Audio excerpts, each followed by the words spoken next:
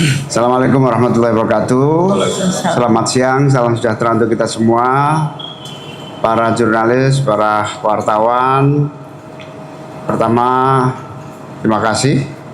Yang kedua, kami baru saja melaksanakan rapat koordinasi antara Mensos, Kepala BPS, dan Dirut BPJS Kesehatan. Kami memastikan terus-menerus bahwa seluruh proses pelaksanaan jaminan kesehatan nasional, terkhusus kepada masyarakat yang mendapatkan bantuan iuran atau penerima bantuan iuran, akan terus terlayani dengan baik. Sampai hari ini, jumlah yang menerima bantuan iuran untuk BPJS Kesehatan ini sudah 52% dari seluruh penduduk kita, yaitu di angka sekitar 152 juta yang mendapatkan bantuan iuran BPJS Kesehatan. Pemerintah pusat hampir 100 jutaan, pemerintah daerah melalui PBI daerah sekitar 50 juta. Data ini terus dinamis karena data sosial ekonomi kita setiap hari mengalami perubahan demi perubahan. Ada yang meninggal, ada yang lahir, ada yang naik kelas, ada yang turun kelas. Dinamika data yang terus-menerus itulah menuntut kami semua untuk tidak pernah berhenti mengkonsolidasikan. Termasuk hari ini kami mengkonsolidasikan seluruh data-data sosial ekonomi, terutama data jaminan kesehatan nasional khusus para penerima bantuan iuran. Dari seluruh penerima bantuan iuran ini, insya Allah yang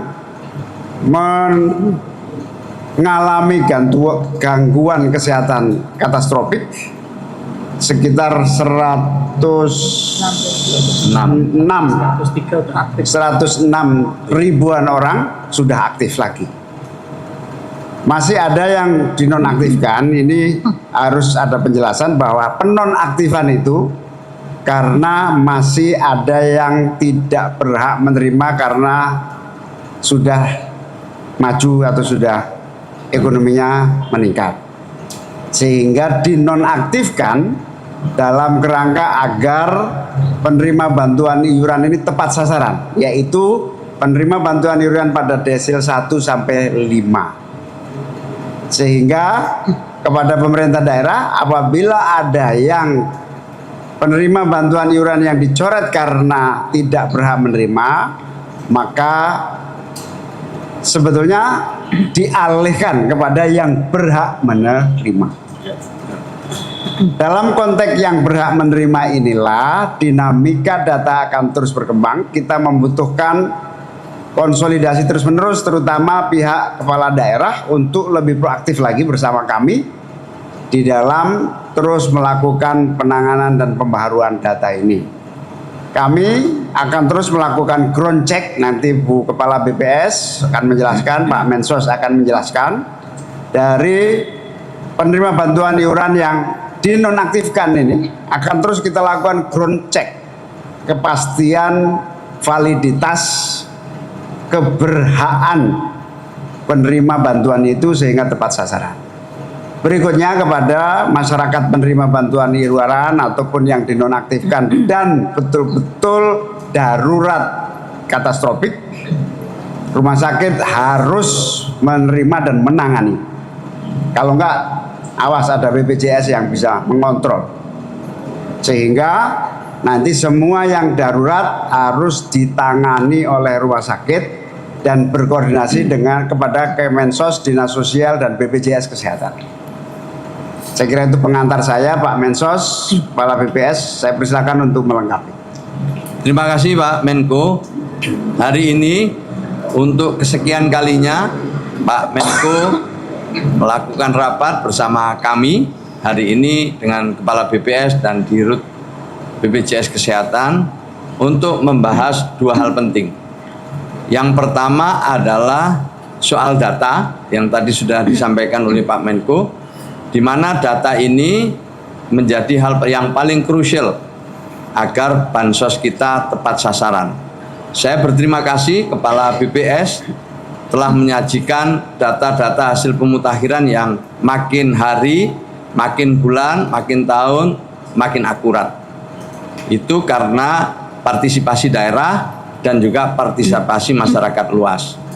Dalam menetapkan penerima manfaat, apakah bansos reguler, bansos termasuk di dalamnya adalah PBI, kami selalu berpedoman pada data-data dari BPS dan juga usulan dari daerah, khususnya pada desil 1 sampai desil 5. Berdasarkan data itu kemudian kami tetapkan. Jadi Kementerian Sosial tugasnya adalah menetapkan penerima manfaat yang kemudian nanti diteruskan ke Kementerian Kesehatan dan BPJS Kesehatan.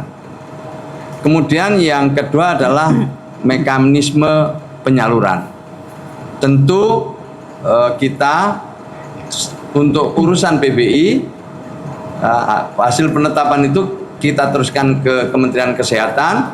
Kementerian Kesehatan kemudian diteruskan ke BPJS Kesehatan, BPJS Kesehatan kemudian bekerja sama dengan fasilitas kesehatan untuk bekerja sama melayani para peserta BPJS Kesehatan khususnya dari PBI.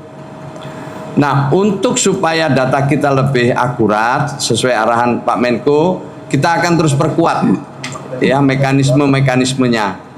Maka itu kami mengundang masyarakat luas untuk ikut berpartisipasi, dan yang kedua kita minta seperti disinggung Pak Menko tadi, peran pemerintah daerah.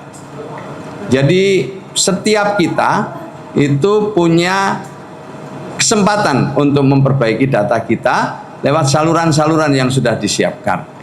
Ada lewat comment center, WA center, maupun lewat cek bansos.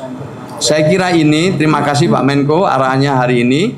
Kami akan segera tindak lanjuti di lapangan bersama Kepala BPS, Kementerian Kesehatan, dan BPJS Kesehatan.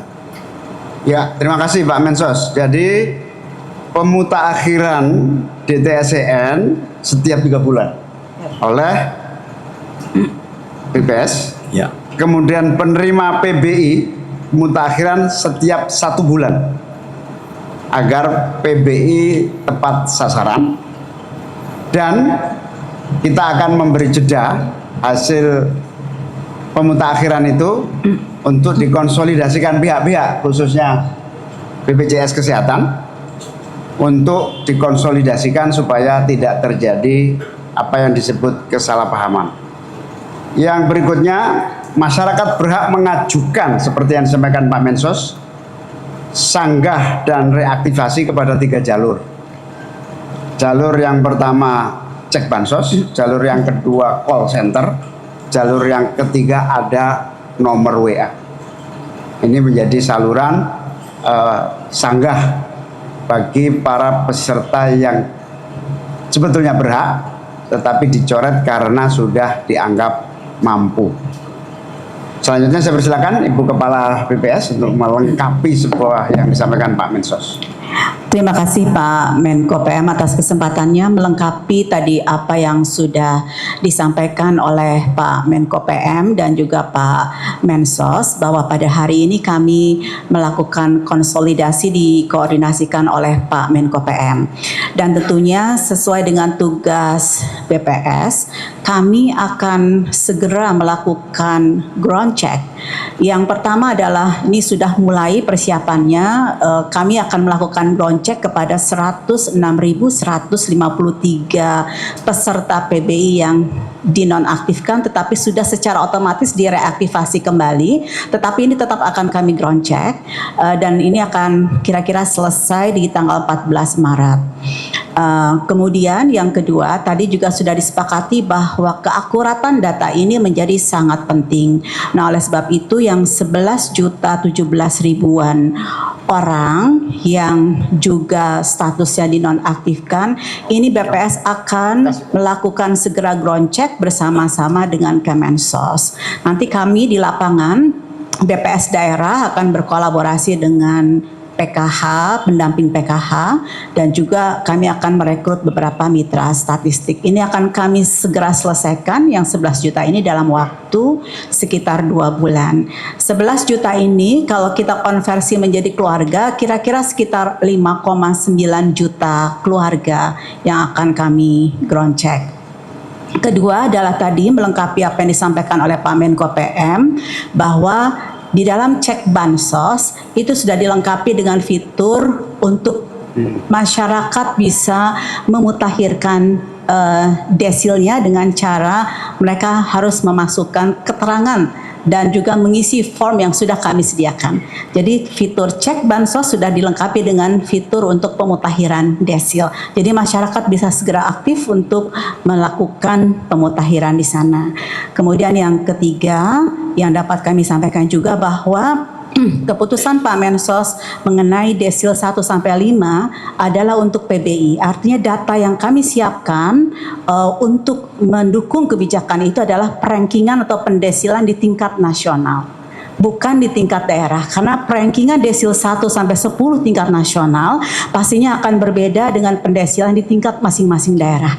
Ini mungkin harus menjadi catatan buat kepala daerah, dan kita semua pendesilan atau perankingan nasional itu pasti berbeda dengan pendesilan yang ada di masing-masing daerah. Demikian sebagai melengkapnya Bapak, terima kasih.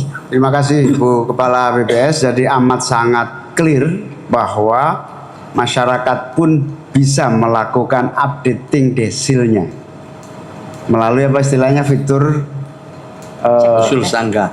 ya yang Cek satu bansos. cek bansos di dalamnya Fitur pemutakhiran. fitur pemutakhiran desil.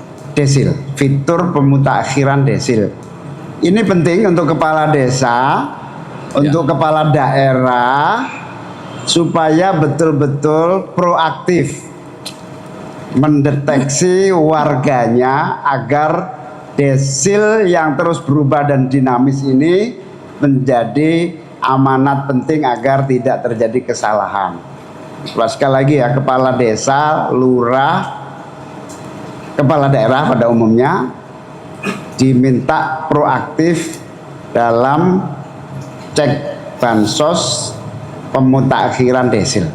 Ini penting supaya semuanya tertangani. Saya kira itu. Kalau ada pertanyaan, Dari BPJS saya bertanya dua hal terkait pertama tentang kan ini ada fitur usul sanggah. Apakah dalam komunikasi ada juga ditentukan berapa lama respon pemerintah untuk merespon hasil usul sanggah itu tadi? Kedua, ini kan beberapa hari kan tentuan publik berbicara dan lembaga statistik juga, lembaga survei juga berbicara program ini bagus tapi minim komunikasi dan sosialisasi pada masyarakat. Terus apa respon pemerintah? Apakah nantinya bakal dibuatkan sebuah tabel yang bisa diekspos, yang bisa dilihat masyarakat kayak misalnya di Kabupaten A, Provinsi A, sekian banyak yang dilakukan. Apakah nanti bakal pengebosoran terkait program ini? Terima kasih. Pak Mensos, saya persilakan. Ya, yang pertama semuanya sudah bisa melihat sebenarnya ya lewat cek bansos itu. Tadi ada fitur pemutakhiran, ada fitur usul sanggah. Jadi lengkap di situ, semua bisa membuka, dan saya ingin sekali lagi mengundang seluruh masyarakat untuk bisa berpartisipasi untuk menghadirkan data yang akurat. Datanya akurat, bansos kita tepat sasaran. Kalau data kita tidak akurat, bansos kita akan salah sasaran. Intinya itu, ya. Dan yang kedua, tentu kita memberikan kesempatan untuk masyarakat menyampaikan keberatan atau juga mungkin juga merasa tidak patut lagi menerima bansos. Itu tentu kami hargai. Maka itu mekanismenya dibuat, ada yang bisa langsung. Jadi untuk data bisa setiap hari pemutakhiran itu. Tapi hasilnya ada yang sebulan sekali untuk PBI, 3 bulan sekali untuk bansos reguler. Kira-kira gitu. ada pembahasan distrik misalnya, kan permasalahan ini kan kadang kan daerah juga nggak fair.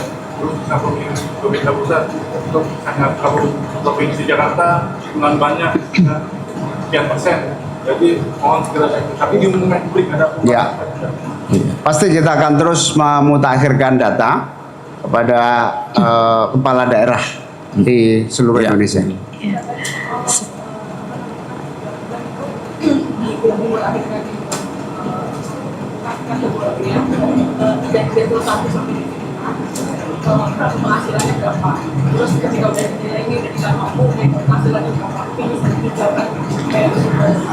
Nanti Ibu Kepala BPS ya yang menjelaskan, tapi begini, jadi yang penting itu ketika melakukan pemutakhiran menyampaikan bukti-bukti yang bisa dilampirkan, apakah foto rumah, foto aset-aset itu, kemudian tentu hal-hal lain lah yang bisa kemudian ditindaklanjuti untuk diteruskan ke BPS. BPS akan validasi, akan melakukan perankingan itu. Jadi yang penting gini, yang penting kita ajak masyarakat.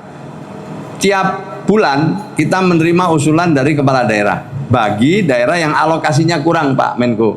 Jadi kalau misalnya ada daerah yang alokasinya masih mencukupi, dia mengusulkan beberapa nama, ya, calon penerima manfaat. Setelah itu kita sesuaikan sama DT Sen. Kalau yang diusulkan itu sesuai masih berada di desil 1 sampai 5, maka akan kita tetapkan usulan kepala daerah itu selama alokasinya masih ada. Ya, mungkin Kepala BPS. Iya, menambah. dari itu berapa lama sih? 1 bulan. Iya, nah ya mungkin satu-satu ya. Yang pertama mengenai desil. Pendesilan itu kan tidak variabelnya ada sekitar 40 variabel, karena desil itu adalah pemeringkatan terhadap kesejahteraan dari masyarakat Indonesia yang kemudian ukurannya secara nasional dengan menggunakan variabel yang tidak hanya satu, tidak hanya pendapatan, tetapi ada 40 variabel lainnya. Nah, oleh sebab itu di dalam nanti pemutakhiran desil yang di dalam aplikasi dan fitur cek bansos yang kami tambahkan, itu ada form yang harus diisi oleh masyarakat yang ingin memutakhirkan desilnya. Kemudian yang kedua tadi menjawab pertanyaan Masnya tadi, yang 11 juta tentunya BPS dan Kemensos sudah memetakan sebaran wilayahnya. Jadi sudah ada tuh di provinsi, misalnya di Jawa Barat berapa keluarga, sekitar 1 juta keluarga lebih. Ada provinsi yang juga tidak sampai 500.000 jumlah keluarga yang dinonaktifkan. Itu sudah peta sebaran wilayahnya sudah ada. Itu mungkin sebagai tambahan. Terima kasih.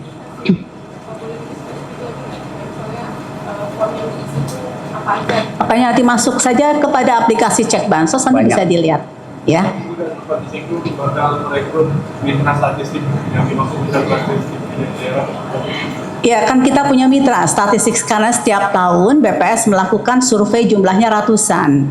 Nah, karena kita punya kegiatan survei ratusan, kita punya mitra statistik atau yang kita libatkan dalam setiap kegiatan survei. Nah, itu mitra-mitra BPS di daerah sudah menjadi mitra kita. Ya. Oke, cukup. Boleh. Sudah berapa sih yang yang mengajukan reaktivasi kecuali yang tadi ya yang kasus COVID itu ya? Kan kalau kan otomatis yang dibuat itu apakah ada dan berapa yang Oh, per hari ini ada 40.000 lebih yang sudah reaktivasi dari 11 itu ya. Dari 11 juta itu sudah ada 40.000 lebih yang melakukan reaktivasi. 2.000 diantaranya beralih ke PBI, beralih ke Mandiri. Meskipun dia sudah beralih ke Mandiri, tetap kita lakukan ground check ya untuk memastikan apakah penerima manfaat tersebut bisa terus lewat Mandiri atau juga nanti beralih ke PBI lagi. Jadi itu semua terus kita lakukan setiap 1 bulan ya. Yang mudah-mudahan ini makin akurat data kita. Saya kira itu Pak. Baik. Cukup ya. Cukup ya? Satu Pak, Pak tadi kan untuk reaktivasinya itu lewat 3 jalur gitu ya Pak. Kalau dilihat itu semuanya kan lewat online gitu Pak. Kalau misalnya yang di pedalaman yang nggak bisa. Oh iya, tadi ada jalur yang kantor PJS terdekat Pak. ya itu pemerintah daerah melalui kepala desa tadi saya sebut. Jalur yang paling pokok sebetulnya itu kepala desa, melalui kepala desa itu kepala daerah RT, langsung RW. langsung bisa menggunakan semua elemen ini. Nah, masyarakat pun bisa langsung. Ya. Bisa ke kantor BPJS gitu kan? Boleh, bisa. Jadi ada jalur formal ya, RT, RW segala tadi ada itu jalur masuknya ke operator data desa. Ya, saya kira cukup. Oke, terima kasih semua. Saya akhiri. Assalamualaikum warahmatullahi wabarakatuh.